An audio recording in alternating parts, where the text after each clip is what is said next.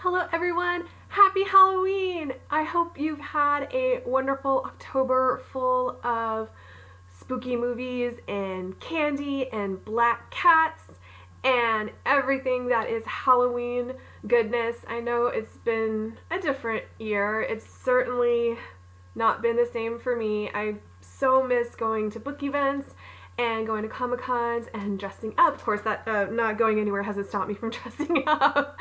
I got this new 11 costume from Stranger Things, and I'm kind of obsessed with it. It's so comfortable. I can't wait for cons to start up again so I can wear it all the time. Seriously, it's so comfortable. It's gonna be, and with some sneakers. Oh my gosh, cons are gonna be great. I know we still have a couple days before Halloween, but I simply had to hop on and share a few things with y'all. First, I don't know how many of you have read the Renaissance Fair series by Jen DeLuca. First there's Well Met, and then the second book in the series just came out, I think in September. Oh gosh, I don't know. All the months are running together. But Well Played, which is the sequel, and it features characters from the first one, and it focuses on a whole new couple. And oh my gosh, these books are pure delight. The cool thing about this one is that I actually found it like 3 days. I found it 3 days before it was supposed to come out. My sister and I went to a Barnes & Noble just to get out, and I was passing by the fiction section and I saw this. Oh my gosh, I grabbed it so fast, made my whole year getting this book early, and I made sure to finish it before it actually came out because I'm that competitive. I wanted to be one of those people, and it did not disappoint. And I love these books so much that I kind of like follow the tags. I follow so many. Well, I follow Jen DeLuca. I follow her on Instagram and on Twitter. And on Twitter, she retweeted these beautiful works of art. Oh my gosh. So this one's honestly my favorite. This is Emily and Simon, aka Emma and Captain Ian Blackthorne. Blackstone? Oh my gosh, I'm a bad fangirl. I think it's Blackthorne. Captain Ian Blackthorne from the first one. And Simon, so at the Renaissance Fair, he is a pirate captain, but in real life, he is a high school English teacher who, when he's a pirate, looks like Colin O'Donoghue from, oh my gosh, I'm drawing a complete, is it Happily Ever After? The Disney show where, y'all, I'm a really, really bad fangirl, especially a really bad Disney fangirl. I think it's Happily Ever After. The one with Cameron from House and, all the fairy tale people. Please do not get after me for this. I'm so sorry. But that's what he looks like. He looks like Captain Hook from that show. And then in the sequel, we have Emily's best friend Stacy, who also works as a tavern wench at the Ren Fair. Her Renaissance Fair name is Beatrice, and she has sort of a Cyrano de Bergerac romance with, again, Daniel. Oh my gosh, I'm proving myself to be the worst fangirl ever. My brain's in a million different places. But Daniel, who is a tech for a band called the Dueling Kilts. It's actually right there. These fan arts are so detailed. The Dueling Kilts. And in the book, it's kind of funny. In the book, they sing the song, What Do You Do with a Drunken Sailor? And when my best friend and I were in high school, and we used to frequent the Renaissance fairs, which is why I love these so much. My best friend actually married into the Renaissance fair circuit. And so yeah, she and we weren't major big time Rennies. I didn't commit to it. She is. I didn't commit to it. I don't have the costume. I don't spend every weekend out there, especially with coronavirus going on right now. But I do love it. I love it so much, and I have sold books there before. It's just such a fun atmosphere, and these books, while I can't go this year, they have captured that for me. But anyway, so they sing the What Do You Do with a Drunken Sailor song, which the first year Hannah and I went to the Ren Fair. there was a group called the Corsairs, and they sang that, and that was like our favorite song. We thought it was so funny. So when they started singing that in this book, I completely geeked out. And but I wanted to just tell y'all a little bit about this artist. Her name is Margarita. You can find her on Instagram and Twitter and on my Shopify, which is where I got these prints, because you can't find these on Etsy. You have to go to her shop. But I'll include all the links down in my video like I normally do. But oh my gosh, aren't they gorgeous? I cannot wait to hang these up, and I was so excited because you find a lot of mainstream. Well, I told y'all I collect art, right? Maybe not on the. I don't know if I've told y'all. Yeah, I think I did on the Comic-Con video that I did. I told y'all that I collect art, and I also mentioned it in another panel that I did with my friend Caitlin for her group, The Right Crowd. But in case y'all didn't know, I do collect art, and the fact that I was able to find these two gorgeous prints for books that I love finding book fan art. Oh my gosh, it's so much fun, and I just think they're gorgeous. And again, Margarita, thank you. I will be sure to include your links and tag you. Oh my gosh, I can't wait to hang these up. They're just, and what's also cool, they match the books. Look at that. Oh my gosh, the color matches. So the Well Met one with Emily and Simon matches the book, and then the one with Stacy and Daniel matches. I just cannot get enough of the series or these prints. They are gorgeous.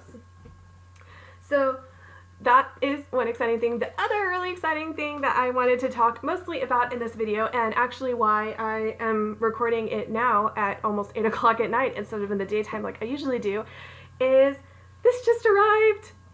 This is the very first copy of Trashy Suspense novel, and as you can clearly see, it is a proof copy. You can see right there, not for resale. My distributor has started adding this fun little stripe around it. So to make sure that you don't, I don't know why anyone would sell their proof copy anyway. They're awful. Like, I still have, so I accidentally put my proof copy out once of Cemetery Tours out on display, and there were like 3 different typos on the back here in the blurb, and someone caught it, and I said, there's no way that's real. There's no way I had that many errors. And it turned out it was the proof copy. So yeah, again, I don't know why they think I'm gonna sell it. I'm definitely not. But yeah, so this isn't the actual cover. We still got the little not for resale, but still, it is beautiful. I'm so excited. And remember my best friend that I was talking about, the Hannah, who is the Ren Fair lady? This is her. She was my model. She and her husband have this amazing bookshelf library, and they even have like one of the rolling ladders like in Beauty and the Beast. And she so gratefully agreed to be my cover model for Trashy Suspense. So thank you, Hannah. I love you. I can't pay you, but I'll treat you to dinner or something for being my beautiful cover model. So yeah, I really just kind of wanted to talk about Trashy Suspense because it's actually been over a year since I released a new book. My last 2 books were Broken Mirror, which is my anthology, my collection of short stories, and that came out last year when my sister and I were in New Mexico and Colorado for all of the Comic-Cons. And then the one before that was the 4 Cemetery Tours book, and that was February 2019. So I am long past due for a new book release, which is probably why I'm making such a big deal about this one. This one has also been a long time in the making. I started writing it, I guess, shortly after I released Lost Souls. So it would probably be around, I guess I started like maybe in March 2019. And this book is so very different from any of my other books I've written. Most of mine are kind of light-hearted rom-coms. The Cemetery Tours, you know, they're kind of light-hearted but with ghosts. Oh, hello. My kitty's down here. She's wandering around. She's probably wondering why I'm talking so much. It's okay. But yeah, so this one, it was such a challenge for me. and I loved every minute. There were times where I actually had to sit down with, I'm usually a typer, but there were times that I sat down with a pen and a notebook and said, okay, what do I want from this story? Where do I want it to go? Why can't I figure this out? I mean, there were times when even I didn't know what was going to happen with this story, but I'm so happy with how it turned out. My inspiration for it really, first of all, I'll be honest, was Stranger Things, actually, which is partly why I'm wearing my 11 costume. Instead of ghosts in here, there is a monster, sorta, kinda. Okay, she's eating some dry food, so if you hear crunching, that's my cat. So there is, well, I'll get to that part about the monster. I'm gonna read an excerpt. I'm gonna read the first chapter, actually, at the end of this video. My main guy, his name is Daniel Brunsworth. I totally modeled him on Hopper. I was one of those girls who thought season 2 Hopper was just so hot. And I was like, yeah, he'd be a good muse. But, however, at times, I switched back and forth from Hopper to Richard Armitage. And they are very, very different people. They are very different actors. They are very different body types. They are very just different men. But I guess my point is, when you're reading this, when you picture Daniel Brunsworth, you can picture whoever you want. I was just, inspired by Hopper and by Richard Armitage and his beautiful, soulful eyes and deep, sexy voice. It's also set in a small mountain town. It's called Cedar Ridge, North Carolina. Now, and that's a fictional town, by the way. I made that up. It does not exist.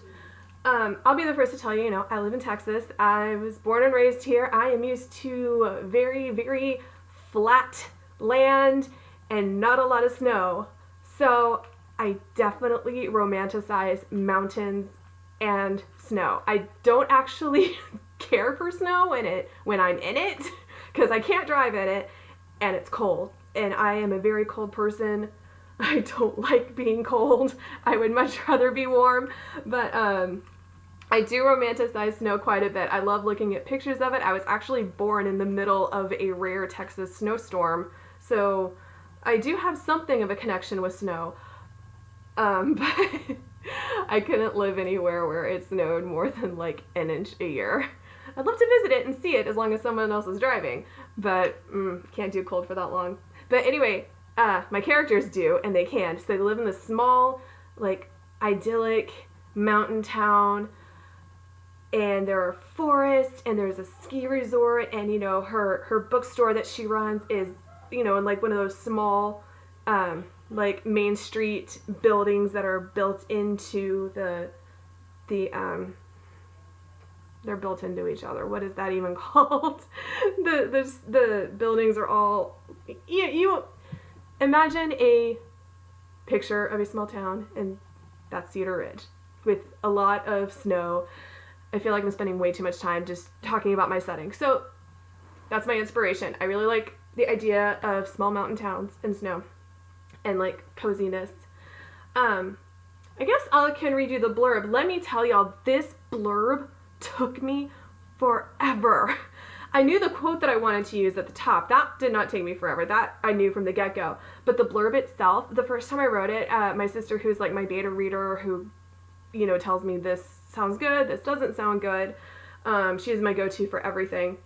I read it to her, and she goes, this doesn't sound like a thriller. This sounds like, oh, you have a lady who runs a bookstore, and she's happy about it. And then she meets a handsome writer. Oh, and she's still happy about it. There's no sense of urgency. There's nothing that suggests that this is actually supposed to be a suspense novel, except for the title. So I finished the blurb after I finished writing the actual book.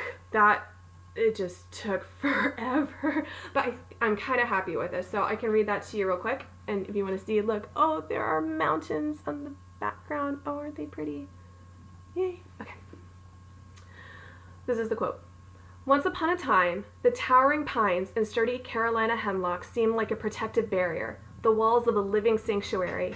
But now, draped with morning mist and heaped with snow, my beloved woods appear a menacing maze of secrets and shadows, the perfect hiding place for monsters. And if you're wondering why I'm laughing, my cat is now playing with this sunflower that I have hanging up on my wall. It's like one of those cool metal sunflowers that you stick in the garden, but I didn't want it in the garden. I wanted it hanging up because I like sunflowers. And now she's playing with it as I'm trying to read you this really cool, suspenseful thing about a monster. Okay. It's also kind of late. I've had a long day of waiting for this. So now the blurb that took me forever, so please be nice. Eloise Keller doesn't believe in the Bogman, the creature that's said to haunt the woods of her small mountain town. Or rather, she doesn't want to believe in it. She'd rather devote her time and energy to raising her son, running her bookstore, and daydreaming about Daniel Brunsworth, the handsome horror novelist who's just moved to town. Her sense of certainty is shaken, however, when a young tourist mysteriously vanishes from a neighboring ski resort. And with sightings of the Bogman steadily escalating, Eloise may well soon discover that some monsters are real, whether she believes in them or not. So, this is very much formatted like trashy romance novel with snippets of Daniel's work throughout the book. Now, unlike trashy romance novel, those snippets do not connect and do not tell a story. These are just, he's written a lot of books. Think like, you know, a Stephen King or a Jonathan Mayberry. So they're all just, you know, snippets of different books. Some of them kind of do relate to what's going on in the story. Some I just threw in there because I couldn't think of anything else. But, so yeah, I guess I can start with the very first excerpt from a book I called Vivian's Crypt. And now these titles are just as cheesy and as silly horror as I could come up with. So I thought Vivian's Crypt was kind of... Oh, and what's neat is if you look at the books on the front, I photoshopped them. So this one right here actually says Vivian's Crypt, which Hannah, my model, she saw that. She was like, how did you do that? I was like, Photoshop. I did learn something in grad school. I learned how to Photoshop. All right. Excerpt from, and D.H. Whittaker. D.H. Whittaker is actually Daniel Brunsworth's pen name. So he writes under D.H. Whittaker. No one knows that Daniel Brunsworth and D.H. Whittaker are the same person. So, excerpt from Vivian's Crypt by D.H. Whittaker. Caroline Duval shivered as she trudged further and further, deeper and deeper into the dead woods surrounding the small town of Slaughter, Wyoming. She didn't believe in the ghost stories her fourth-grade students told her, nor in the urban legends that the old folks whispered from their rocking chairs. There were no tall men made of shadows. There were no creatures lurking in the leaves. Not anymore, anyway. There had been a wolf once. She was a majestic creature, with a thick gray tan coat and striking amber eyes that seemed to reflect the glow of moonlight on the freshly fallen snow. Caroline would never forget the first, the only night she saw her. She was driving home along a winding country road when, all of a sudden, there she was, standing at the edge of the forest. The next morning, 10-year-old Vivian Drew's parents reported her missing. Aloud, residents of Slaughter mourned for the child and prayed for her safe return. But in dark, shameful secrecy, each and every one of them sighed with wretched relief, because each and every one of them knew the real Vivian Drew. A mean-spirited and manipulative girl, Vivian was known for spinning lies, twisting words, and making false accusations. Occasionally she would get violent, throwing rocks at her neighbor's dog or shoving her younger brother off of his tricycle. Once she'd even threatened 2 of her classmates with a knife. As Vivian's fourth-grade teacher, Caroline had been among the first to volunteer for the search and rescue party. She, along with half the town, had trekked through miles of frost and mud and broken tree limbs, calling out Vivian's name and keeping a sharp eye out for a glimpse of her red hair or her purple scarf. And with every step, with every fleeting moment, Caroline became more and more aware of a terrible, terrible truth. She didn't want Vivian to be found. It was beyond shameful, utterly reprehensible. Even now, 4 years after what remained of Vivian's mutilated body had been unearthed deep in the heart of the forest, Caroline still lived with the guilt of knowing that a part of her had hoped for the deadly outcome. The days following the discovery had been equally gruesome. Though few grieved for Vivian, many sought to avenge her brutal murder. So the townsmen gathered up their rifles and set out in search of the only being in slaughter capable of such a violent kill, the she-wolf. Caroline's heart broke for the beautiful animal, the same way it should have broken for the dead girl. After all, the wolf was simply acting on instincts. It wasn't evil. It was nature. But the hunters wouldn't hear of it, and after 3 days of heated bloodlust, they returned home with the wolf's pelt draped over their shoulders. In the days following the animal's assassination, residents of Slaughter slept peacefully in the assurance that their enemy was dead. There would be no more children stolen from the playgrounds, no more bodies torn to pieces in the dead of night. It wasn't until 4 weeks later, when Vivian's autopsy report was released, that an icy wave of dread swept back through the town, settling in the hearts and minds of every soul in Slaughter. According to the coroner, there was no sign that Vivian had ever come into contact with a wolf or any canine.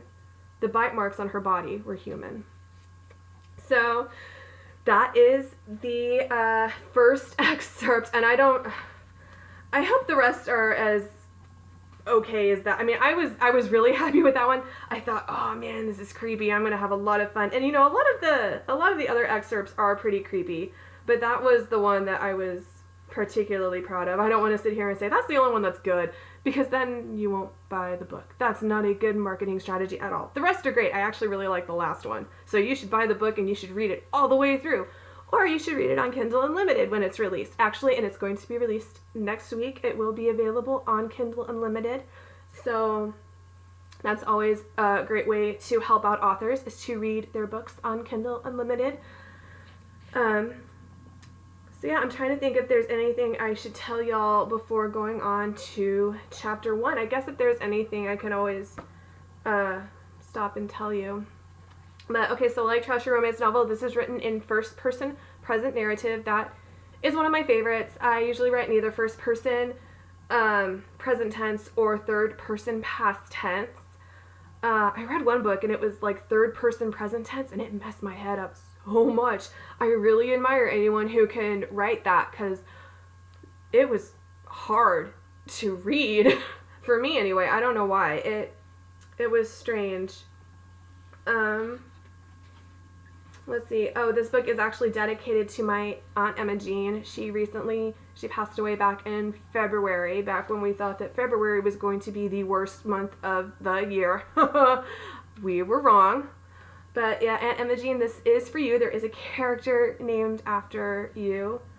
So you don't meet her until later on in the book. Oh, and this book is actually the longest book I've ever written, but I dialed down the font one size, and so it's actually about the same size as Trashy romance novel. So I was very, very excited about that, because printing costs are going to be about the same, which is great. Of course, I don't know when I'm going back to a Comic-Con or a book event to, print off dozens upon dozens of copies, but I remain hopeful. I believe in a vaccine. I believe that the world will right itself somehow. I just hope it's soon, because I miss you all, and I miss being out in the world, and I miss traveling, and I miss people feeling safe and having a sense of security. But in the meantime, I really hope that you check out Trashy's suspense novel next week. I would tell you to go pre-order it, but I have yet to figure out how to actually make it available for pre-sale, so you don't have to do that. You just have to, don't worry, I'll keep reminding you for sure to check out Amazon. I need to update my website too. Wow, I haven't updated it since before Broken Mirror. You won't even find Broken Mirror on my website. That is how bad I am at keeping up. I'm good at Instagram. I'm excellent at Instagram because I love pictures. I love photographs.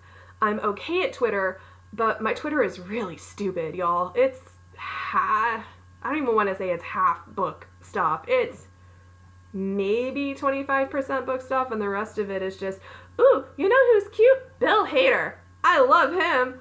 I should go watch it chapter 2. I mean, that's seriously my Twitter. Someone actually called me out for posting on Twitter more than I do like on Facebook. And I was like, that's because on Facebook I really only talk about stuff that's sort of serious, whereas Twitter I can just be as silly and fangirly as I want to be. And so yeah, Twitter is where I'm silly. Instagram is where I spam you with pictures of animals and plants in my books. And then Facebook is really, I really only use it for personal reasons. So I guess without further ado, here is chapter 1 of Trashy Suspense novel. And if I stumble, it's because I've not used to reading this out loud, or because I found a typo, because again, this is the proof copy. So I hope I don't find any typos, but if I do, good news, got time to fix it. Chapter 1. Welcome to Blue Mountain Books. Wait. Wow, I caught a typo already. That's not the name of the bookstore. The name of the bookstore is Blue Ridge Books, not Blue Mountain Books. This is awesome. This is why you proofread, everyone. This is why you proofread. Should be, welcome to Blue Ridge Books.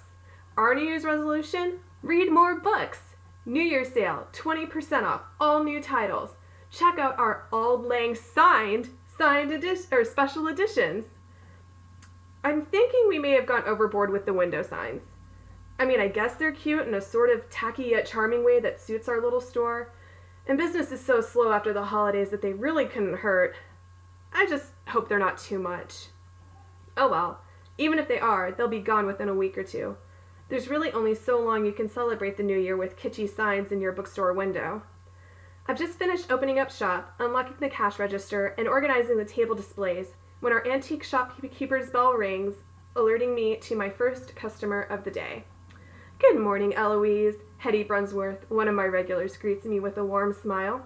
Hello, Hetty. How are you this morning? I'm doing just fine, thank you, she replies, adjusting her old mink stole. Hetty has always reminded me of a classic literary character from the 1920s. A quirky, classy woman in her mid-70s, she's obsessed with faux fur coats, outlandish costume jewelry, and you'll never, ever see her without bright red lipstick. She's the sort of person who never met a stranger, and never fails to remember the important details.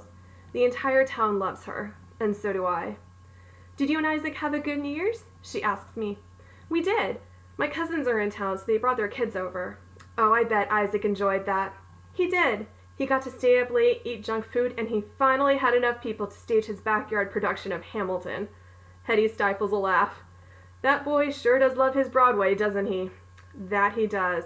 I also realized that I think in every single one of my books or one of my franchises, I have a character who loves Broadway. Apparently that's the only character trait I could ever actually think of. It's probably because my sister and I love Broadway shows so much, especially my sister. This year has been killer for her because she hasn't been able to see or perform in any shows, and it has been a bummer. I'm so thankful that she and we actually went to New York back in December and we saw Hamilton on Broadway. I am so thankful that we did.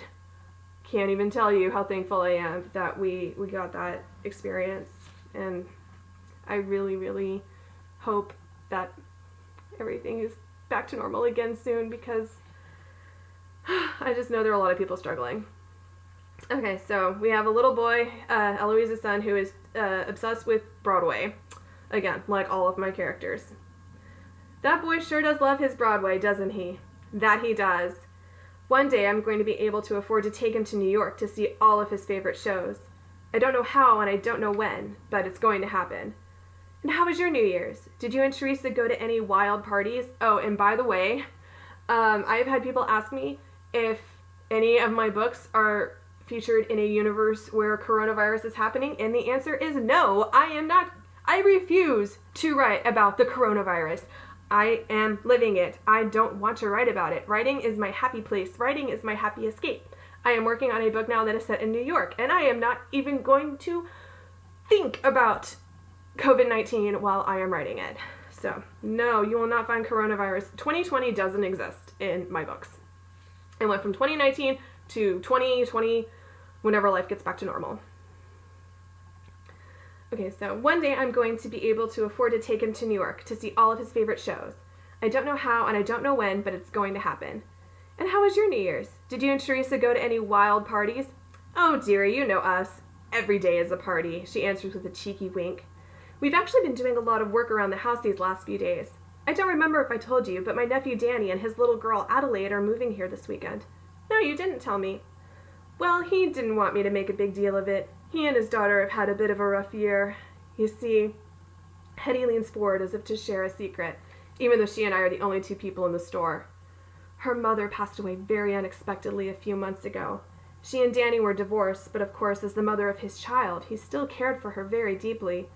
I'm so sorry to hear that. How terrible for them, I murmur. I'm by no means on good terms with Isaac's father, but I can't imagine how painful it would be to lose him. If not for me, then for Isaac. Yes, it was very terrible, and it's been quite an adjustment for both of them. That's one of many reasons I was so happy when he told me that they were coming to live here, to be surrounded and to live in such a wonderful community. I just think it will be very good for them. Oh, I agree. We live in a small mountain town called Cedar Ridge, North Carolina. Although our residential population barely surpasses 2,000, during the winter months, we're something of a vacation destination. Most tourists come for the ski resort, but a fair few trickle downtown to the shops and the art galleries. It's not perfect, and it may be more than a little old-fashioned, but Cedar Ridge is a safe and friendly community that always has and always will feel like home to me. You know, now that we've broached the subject, I was wondering if I might ask you a favor, Hetty says. Sure, anything. Danny happens to be a writer, and he's a very good one. He's even won an award or two, but don't tell him I told you that. Anyway, I know he's not going to want to be cooped up all alone once Addie starts school, and I was thinking, well, you've got such a nice lounge here, and with the coffee shop right next door, it would just be the perfect place for him to get some work done during the day. Would you mind too terribly if I gave him your name? No, not at all. He's more than welcome to work here. I technically set up the lounge to be a reading nook, but with its cozy couches and open fireplace, it could easily serve as an office for a long-suffering wordsmith. Oh, thank you. I so appreciate it. I think he'll really like it here, and I'm sure he'll enjoy getting to know you. Not like that, of course, she quickly adds, noting my look of alarm. I promise I'm not trying to set the two of you up. Although he is very handsome, and you, well, you are just as pretty as a winter rose. I can't help but blush. That's very sweet of you to say. I only speak the truth, Hetty smiles. But you know, I'm not really looking for anything. Oh, I know, and neither is he. I do think the two of you will end up being friends, though. You just have so much in common. You're both single parents, you're both fond of the written word, you're about the same age. Well, perhaps. How old are you again, dear? 35? Ah, you see, he's just turned 40. I'm tempted to point out that I still have 5 years to go before I'm over that hill, but I hold my tongue. Age is just a number after all. Besides, I'm thankful for my 30s. They've been the happiest years of my adult life. My 20s, on the other hand, they were a regular train wreck. Ding! The shopkeeper's bell rings again and a slender young man with curly black hair appears. Oh, good morning, Jason, Hetty greets him. Speaking of train wrecks. I'm kidding. I've known Jason Harburger since the day he was born. Our families are old friends, and he's always been like a little brother to me. I used to babysit him when he was 6 and I was 13. I was with him when he lost his first tooth, when he broke his first bone, and he came to me for advice when he developed his first crush. Now he's my employee, even though he hates that word and prefers that I call him my assistant. Well, nice of you to show up, I tease. Sorry, I almost hit Floyd Whalen with my car this morning. Had to make sure he was okay, and that he didn't follow me into the store. Oh God, thank you, I tell him. Floyd Whalen, bless his heart, is something of an odd duck. He's about 70 years old or so, with flyaway gray hair and pale blue eyes that never quite seem to make contact with others. He's frail and weathered, and he wanders up and down the streets of downtown with a staggering limp. But it isn't his appearance that unnerves those who come in contact with him. You see, we have an urban legend here in Cedar Ridge. A monster, if you will. It's called the Bogman, and Floyd Whalen is obsessed with it. This thing, whatever it is, made its first appearance about 5 or 6 years back. A woman driving alone late at night reportedly saw a humanoid monster trudging along the side of the highway. 5 more sightings followed within the week. However, it wasn't until a couple of tourists snapped a blurry photograph of a strange, shadowy figure lurking down around Boggs Creek that the police the press, and the people in general began to take the claims seriously. The local media dubbed it the Beast of Boggs Creek, but by the time nationwide news stations picked up the story about 2 weeks after the first sighting, it had unofficially been rechristened the Bogman. Most of us have accepted the Bogman in our own ways. Some fear it, some, like Jason, are fascinated by it, and tourists absolutely love it. So much, in fact, that a few of our souvenir shops in downtown Cedar Ridge began to sell Bogman merchandise. And then there's Floyd Whalen. Floyd will tell anyone who will listen that he's seen it, that it attacked him, dragged him into the woods, and left him to die in the mud and snow. And then he'll show you his scars. To tell you the truth, I feel sorry for the guy, Jason admits, adjusting his black-rimmed glasses. So does Teresa, Hetty sighs. She thinks she can heal him, despite the fact that some people don't want to be healed. I wonder what really happened to him, I say. God only knows, Hetty mutters. Well, on that note, I'd better get to work, Jason announces. Oh, hey, before I forget, what days are you going to be gone next week? I ask him, pulling out my day planner. Monday to Wednesday. I'll be back Thursday, Jason answers. Traveling? Hetty asks. Where are you going? Philadelphia. A couple of my filmmaker buddies and I are going to spend a few days investigating the ghost of the Eastern State Penitentiary. Oh my, that sounds very scary, Hetty supplies, fidgeting with her minx. That is putting it lightly, I remark. Eloise thinks I'm crazy, Jason says. Yes, I do. I don't do creepy, or haunted, or anything that can get inside my head and keep me up at night. Frankly, I've dealt with enough demons in my waking hours to go looking for the kind that will terrorize me while I sleep. But if Jason wants to spend his hard-earned vacation time chasing ghosts around an abandoned prison, then more power to him. As long as he doesn't bring any ghouls or goblins back to my store, he can go wherever he wants. I must admit, I am right there with you, Hetty tells me. But you know, Jason, if you enjoy ghost stories, you should read my nephew's work. He's moving to town this weekend, and I'm sure he would appreciate a young, fresh perspective. Yeah, absolutely, Jason grins. I'd be happy to give him some feedback. That's wonderful, thank you, Hetty smiles. Now, I hate to say it, but I really must be off. I have to drive Teresa to her Reiki class. You kids take care now. Have a good day, Hetty, I bid her.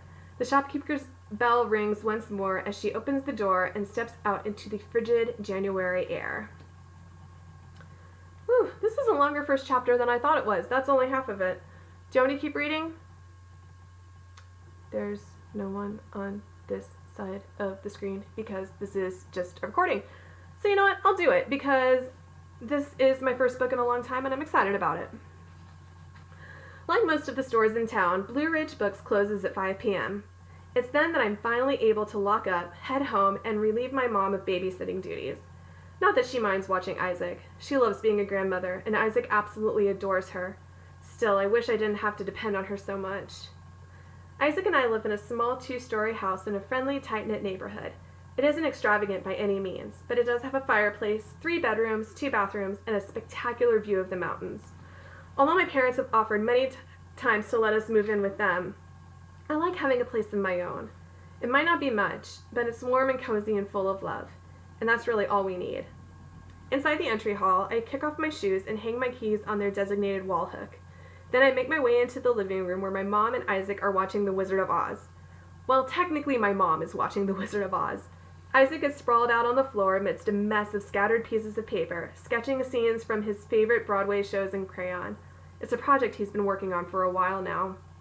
What's going on in here? I ask, smiling from ear to ear. It doesn't matter what I do or where I've been. Coming home to Isaac is my favorite part of each and every day. Hi, Mom! Isaac greets me with a sunny, gap-toothed smile. We're watching Elphaba. Again? He's been going through a wicked phase for about 2 weeks now. But since he can't watch it from home, he's content to settle for the next best thing. I told him that when you were his age, you were scared to death of this movie, my mom chuckles. Can you blame me? I shudder. As far as I was concerned, there was nothing magical about being swept away by a tornado to a strange land of warty witches and terrifying tin men. Even as an adult, I don't particularly care for the premise. Isaac is much braver than I am. I don't think he's ever been afraid of anything.